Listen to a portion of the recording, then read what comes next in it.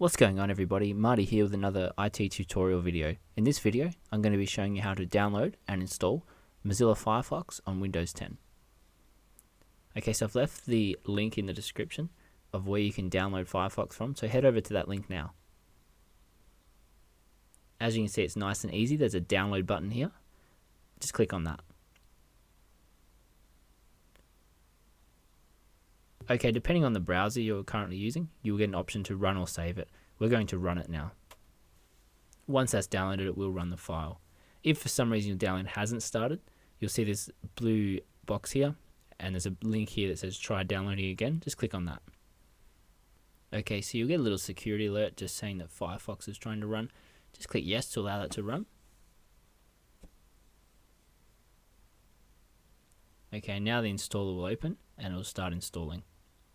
This can take a little while depending on your computer.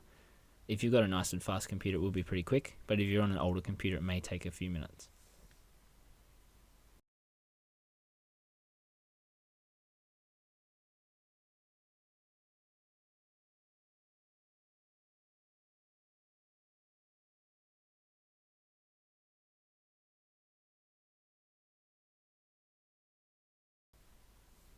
As you can see now, the installation window has disappeared.